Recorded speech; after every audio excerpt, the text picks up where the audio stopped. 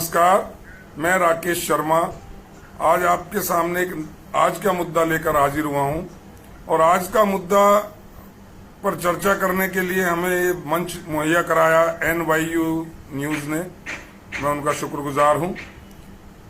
आज का मुद्दा में हम एक ऐसे विषय को ले रहे हैं जिसको हर आदमी जानना चाहता है और जिससे कहीं ना कहीं हर आदमी प्रभावित भी है।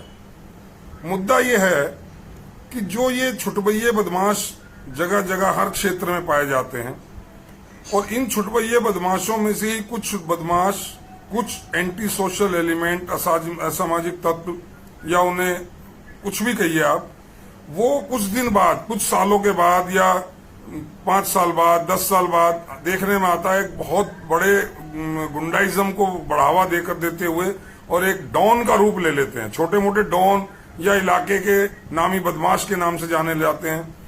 वो कौन से फैक्टर हैं, कौन से ऐसे रीजंस हैं जिसकी वजह से उसकी बदमाशी को, उसकी गलत कामों को, जो इलीगल जो उसके वर्क हैं उनको शुरू में ही नहीं रोका जाता?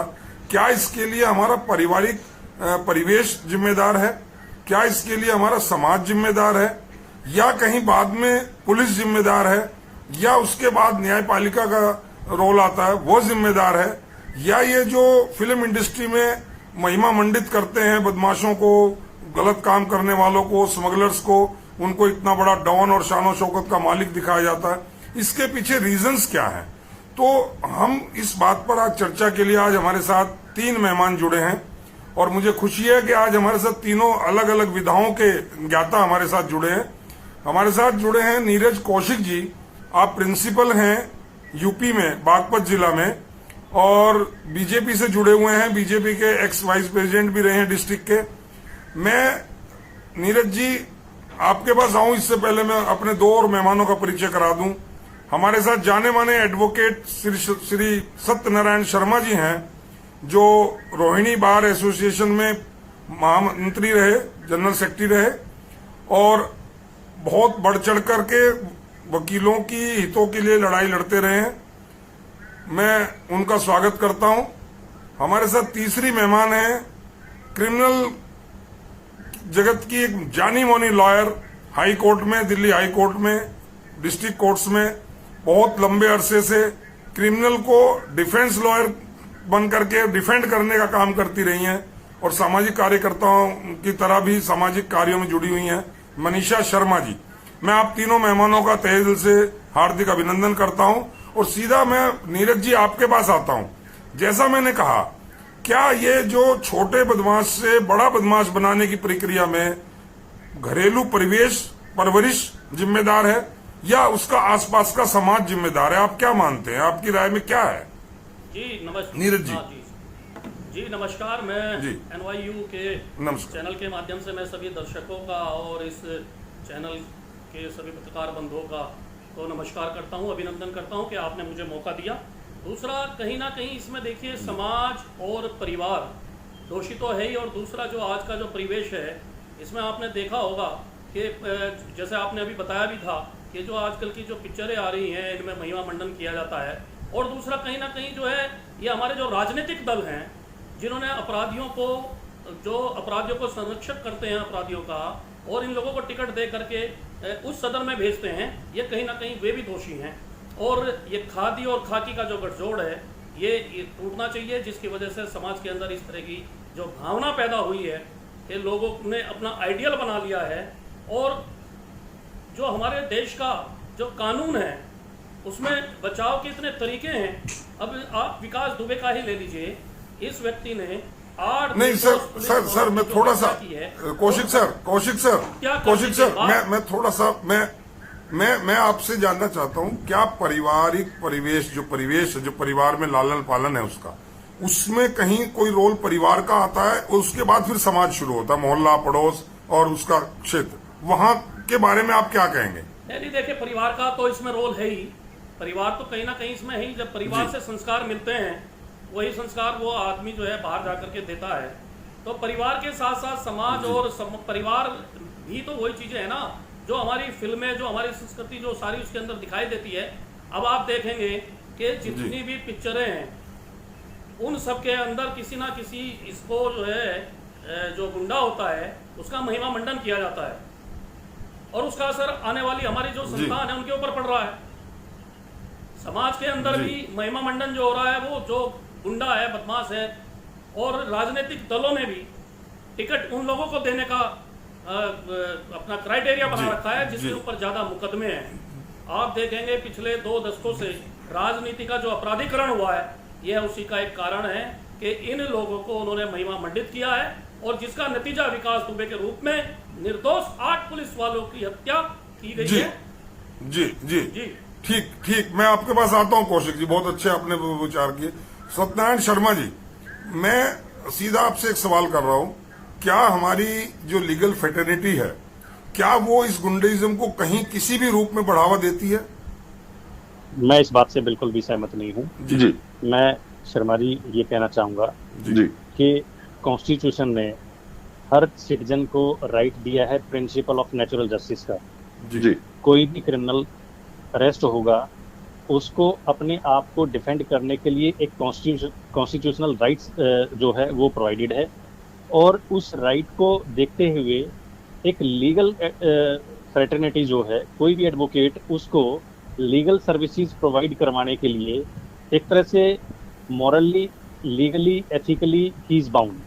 और अगर कोई क्रिमिनल, चाहे वो कोई छोटा क्रिमिनल है या बड़ा क्रिमिनल है, अगर वो खुद भी कोई एडवोकेट एंगेज नहीं कर पाता तो उसके लिए भी आपने देखा होगा काफी बड़े बड़े केसेस में, सपोज पीछे कसाब का केस था या और थे, तो मतलब लीगल एड से भी काउंसिल प्रोवाइड करवाया जाएगा just to fulfil the principle of natural justice. तो कहीं पे भी लॉयर्स को आज की डेट में एक इस तरह का एक एटमॉस्फेयर खड़ा करने की कोशिश की जा रही है जिसमें एक मीडिया भी एक रोल प्ले कर रहा है कि लॉयर्स को विलेन की तरह एक तरह से पेश कर रहे हैं, जबकि ये बिल्कुल गलत है। कोर्ट अगर किसी को बेल ग्रांट करती है तो उसके सारे प्रोज एंड कॉन्स, एविडेंस, सब चीजों को इवेल्युएट करके तब उसको बेल देती है और फिर उसके बाद में अगर कोई आगे क्रिमिनल ऑफेंस करता है तो उसमें पुलिस केस क्या बना के लेके आती है कोर्ट में, उन सब चीजों को एविडेंस के ऊपर डिपेंड करता है। मैं इस बात से बिल्कुल भी सहमत नहीं हूँ कि कोई भी एडवोकेट किसी भी क्रिमिनल के महिमा मंडन में किसी भी तरीके से शामिल हो। बिल्कुल सत्यनारायण जी, मैं आता हूँ शर्मा जी आपके पास। हमारे मनीषा जी आपने दोनों लोगों को सुना, socially and legal point of view से। सत्यनारायण जी का कहना है कि लीगल फेटर्निटी बिल्कुल इसमें जिम्मेदार नहीं है बढ़ावा देने के लिए, और नीरज जी ने एडमिट किया कि हाँ, पारिवारिक परिवेश, उनका लालन पालन का बड़ा फर्क पड़ा। आप इसमें क्या कहना चाहती हैं?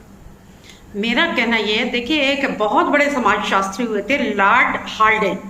उन्होंने कहा था कि अपराध के पर विचार न करके अपराधी पे विचार करो, और अपराधी पे अगर हम विचार करें तो उसके पहला जो कदम है पारिवारिक, सामाजिक, आर्थिक, ये अम्ब्रेला है इनमें, और उसके बाद राजनीतिक। तो लीगल फ्रेटर्निटी तो कहीं पर भी नहीं आती है।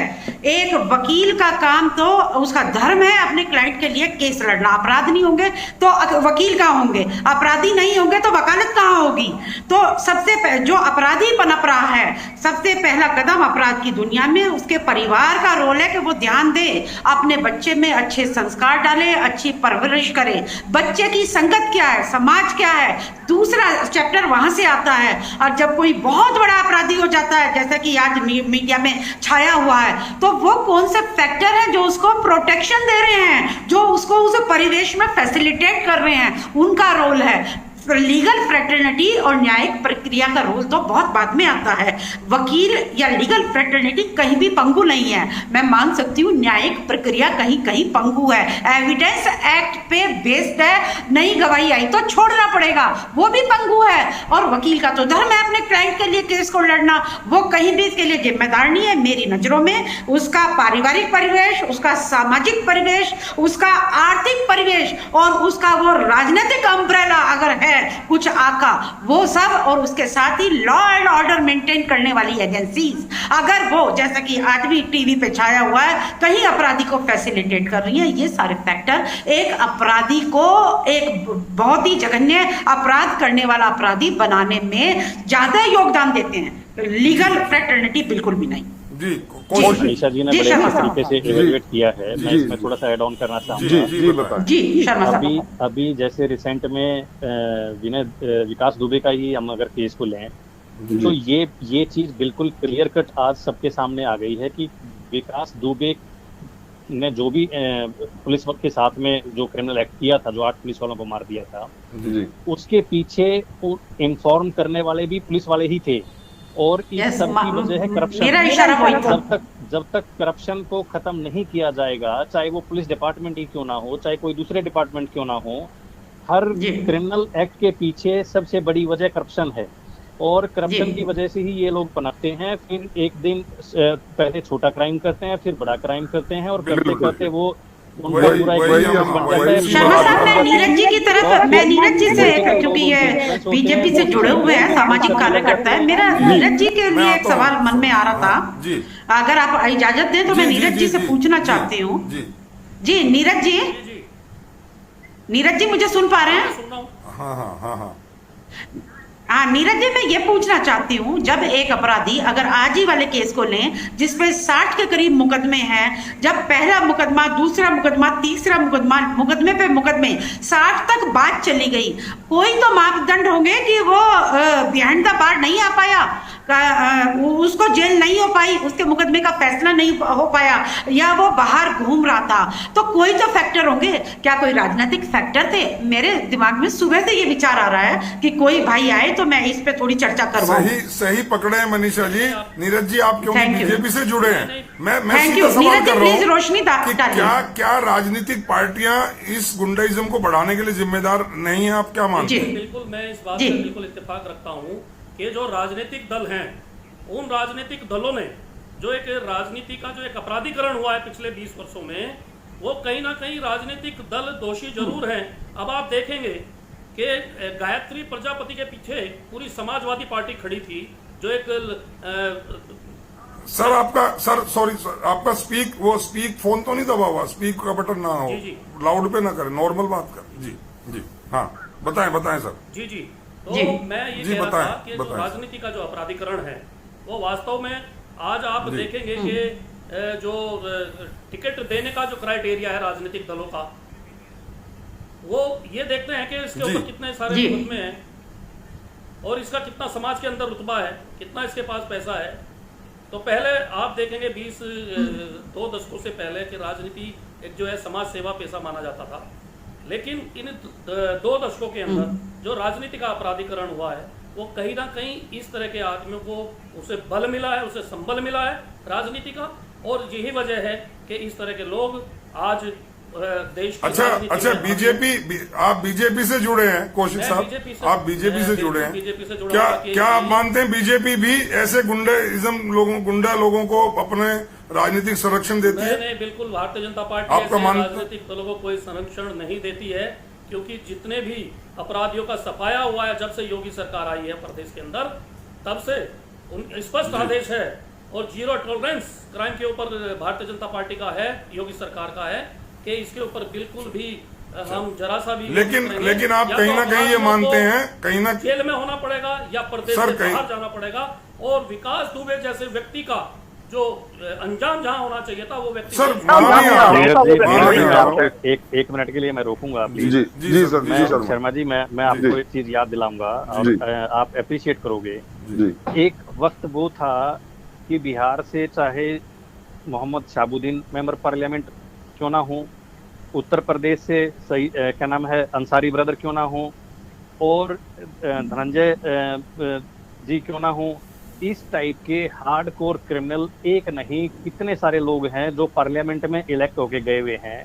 और हमारे लिए बड़ी शर्मिंदगी की बात है कि जो बिहाइंड द बार होने चाहिए वो लॉ मेकर बन के बैठे हुए हैं। बिल्कुल। और सबसे बड़ी बात ये है, मैं किसी भी पार्टी को इसमें क्लीन चिट ना देने की बजाय मैं ये कहना पसंद करूंगा कि जहां पे इंडिपेंडेंस की फाइट में और थ्रू आउट वर्ल्ड जहां पे लीगल फ्रेटर्निटी को एक एज एन इंटेलेक्चुअल कंसीडर किया जाता है, वहां पे वकीलों के लिए एक ऐसा माहौल बना दिया है कि नहीं जी ये तो बीच में इस तरीके की टांग अड़ाएंगे, इस तरीके से मिसगाइड कर देंगे, लीगल टेक्निकल टीम को ज्यादा पता है, ये पता है।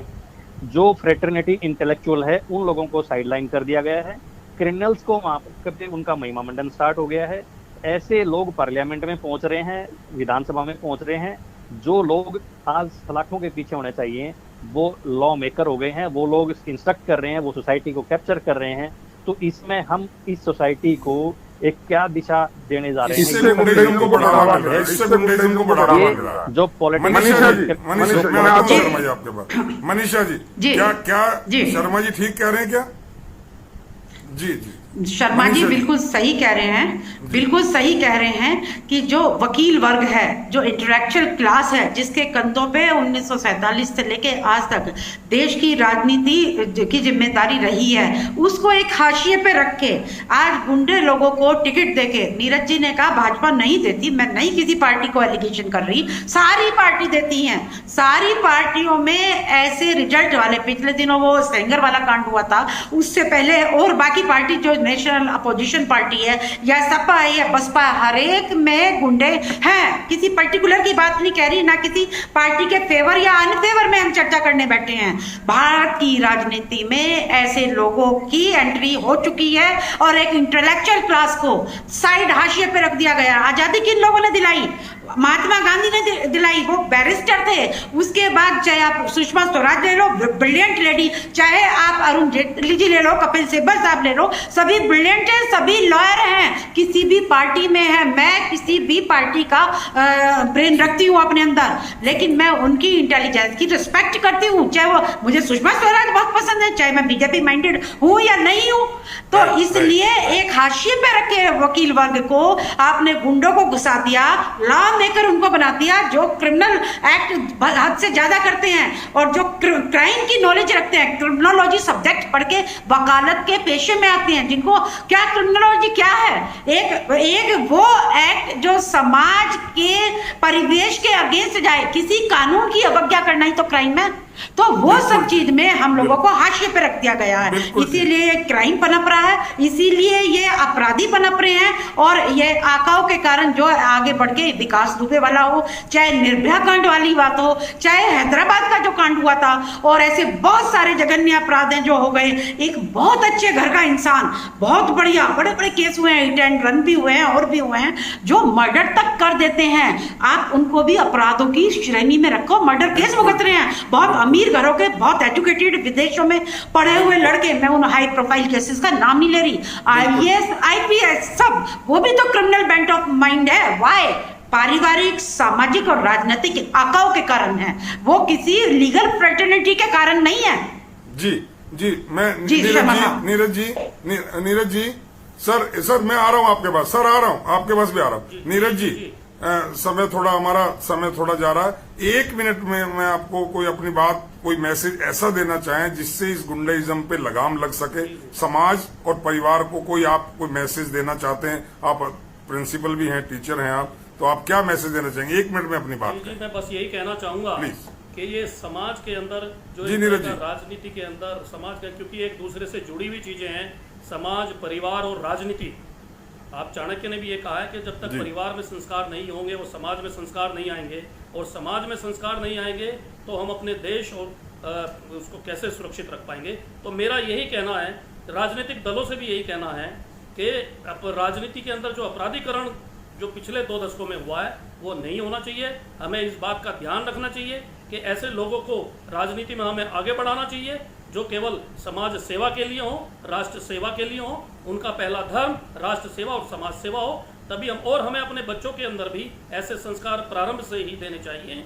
हमारी जो संस्कृति और सभ्यता है उन्हीं को आधार मान करके हमारी शिक्षा नीति होनी चाहिए, जिससे उनके अंदर ऐसे संस्कार आए कि उनके लिए समाज और परिवार और राष्ट्र पहले हो और बाकी चीजें बाद में हो। इन शब्दों के साथ मैं अपनी बात को समाप्त करता हूँ। जी सत्यनारायण जी, शर्मा जी, आप कोई मैसेज 1 मिनट में अपनी लीगल फ्रेटर्निटी की तरफ से? एक आरोप लगता है, मैं आपको ये भी बता दूं, देखिए भले ही आपने बात कही, लेकिन एक आरोप लगता है कि अगर किसी गुंडे ने, किसी एंटी सोशल एलिमेंट ने कोई गलत काम किया, और अगर उसने बहुत बढ़िया कोई वकील, बढ़िया वकील मतलब महंगा वकील या बहुत लर्नेड जिसको मानते हैं वकील, उसको कर लिया, तो वो इजीली जमानत लेके छूट जाएगा। तो ये एक आरोप लगता है कि वकील लोग, हालांकि हमारा धर्म है, वकीलों का धर्म है अपना उसको डिफेंड करना अपने क्लाइंट को, लेकिन एक आरोप समाज की तरफ दृष्टि में लगता है कि कहीं पैसे के बल पर अच्छे वकील करके, अच्छे कानूनविदों को पास जा करके क्रिमिनल छूट जाता है, फिर नया क्राइम करता है। आप 1 मिनट में अपनी कोई बात मैसेज देना चाहें। मैं फर्स्ट ऑफ ऑल तो ये कहना चाहूंगा शर्मा जी, आपने जो इनिशिएटिव लिया ये बहुत अच्छा इनिशिएटिव है। और मैं साथ में ये भी कहना चाहूंगा कि जैसे NYU न्यूज चैनल ने इस पे एक इनिशिएटिव लिया है, ऐसे ही जितने भी टीवी चैनल्स हैं, सोशल मीडिया है, न्यूज़पेपर्स हैं, इन सब में इस बात को लेकर डिस्कशन और डिबेट होनी चाहिए कि how to stop criminalisation of politics. और हम आज की डेट में अगर एक एडवोकेट को लें तो एडवोकेट अगर किसी को न्याय दिलवाने का काम करता है तो किसी अपराधी को सजा दिलवाने का काम भी एडवोकेट ही करता है। Exactly. ऐसा नहीं है कि एडवोकेट सिर्फ किसी को डिफेंड करने के लिए है, एडवोकेट किसी को पनिश करवाने के लिए भी खड़ा होता है। तो वहीं प्रोसिक्यूटर भी खड़ा, बिल्कुल। यस, वहीं प्रोसिक्यूटर भी खड़ा हुआ है। He is also part of this profession. जी। तो मैं ये कहना चाहूंगा कि आज की डेट में हम न्यूज चैनल्स पे देखते हैं कि इस तरीके के जो लोग हैं उनका कहीं ना कहीं एप्रिसिएशन चल रहा है, बल्कि इस तरह की लोगों के एप्रिसिएशन की बजाय उनको एक तरह से कंडेम करने के लिए डिस्कार्ड करना सोसाइटी डिस्कार्ड करना चाहिए। और इस तरह की डिबेट्स टीवी चैनल्स, न्यूज़पेपर्स हर जगह पे होनी चाहिए कि हम ऐसे लोगों को क्यों वेटेज दे रहे हैं, क्यों नहीं हम पढ़े लिखे लोगों को आगे आने देते हैं। आज की डेट में क्या होता है, आप किसी से मिलने जाइए ठीक ठाक पॉलिटिशियन से या किसी अच्छे ब्यूरोक्रेट से, वहां पे आपको या तो 10 आपको मसलमैन मिलेंगे, वो आपको पीछे की तरफ धकेल देंगे। पढ़े लिखे आदमी के साथ बदतमीजी होती है और रुतबा दिखाने का एक रिवाज बन गया है कि 2 4 5 बॉडीगार्ड रखते हैं। बिल्कुल। मनीषा जी बिल्कुल, आप कंक्लूड करें, बताएं कि आज क्या मैसेज आप अपने समाज में अपनी लीगल फ्रेटर्निटी को शर्मा जी एक ही लाइन में मैसेज देना चाहूंगी कि हमें अपराधी को नहीं समझना है, अपराधी के परिवेश को जिसमें अपराधी पनप रहा है उसको सुधारना है, रूट में जाना है। परिवार को जिम्मेदारी है कि वो अपने बच्चे पे ध्यान दे, शुरू से ही, बचपन से ही। समाज की जिम्मेदारी है अपने सामाजिक दायरे को साफ सुथरा और ऐसी गंदगी से दूर रखे, और उसके बाद हमारे राष्ट्र की भी जिम्मेदारी है। वकील, वकालत, न्यायपालिका तो बहुत बाद की बातें हैं। ये तो एक सिस्टम है कि 2 वकील होंगे, एक प्रोसिक्यूशन साइड से, एक डिफेंस साइड से, एक जज साहब होंगे। वो सब जिम्मेदारी सबके लिए नहीं है, वो तो आखिरी कड़ी है। न्याय की कुर्सी पर जज साहब बैठे हैं, वो न्याय करेंगे, वकील अपनी ड्यूटी निभा रहा है। समझना और समझाना पूरे परिवेश को पड़ेगा, परिवार से ही शुरू हो जाना चाहिए। अपने बच्चे पे नजरें रखें, अच्छी शिक्षा दें, अच्छा परिवेश दें, समाज की जिम्मेदारी है, और हमारे राष्ट्र की जो संभाले हुए कमान उन नेताओं की जिम्मेदारी है कि एक हेल्दी एनवायरनमेंट दें देश में। क्रिमिनल जूरिस्प्रूडेंस भी यही कहता है कि किसी भी क्राइम को खत्म करने के लिए आप सिर्फ क्रिमिनल को खत्म करके क्राइम नहीं खत्म कर सकते, जब तक आप उस क्राइम के रूट्स को नहीं पहचानेंगे, जब तक रूट्स को नहीं खत्म करेंगे, तब तक आप क्राइम को खत्म नहीं कर सकते। क्राइम को खत्म करने के लिए राजनीतिक दृढ़ इच्छा शक्ति की जरूरत है। और क्योंकि जब हम उसमें जातिगत एंगल और धार्मिक एंगल ढूंढने लगते हैं तब कहीं ना कहीं ये क्राइम बढ़ता है। अगर हमारी इच्छा शक्ति होगी ठीक तो बिल्कुल प्रिंसिपल साहब ने बहुत बढ़िया बात कही। मैं तीनों मेहमानों का बहुत मैं शुक्रिया अदा कर रहा हूँ। बहुत अच्छे आपने अपने विचार रखे और कंक्लूजन में ये निकला कि हमें परिवार को ध्यान देना होगा बच्चों पे। परिवार के बाद जो समाज, जो हमारा मोहल्ला, हमारा जो प्रदेश है, वहां में देखना होगा कि ये लोग जो पनपे ना।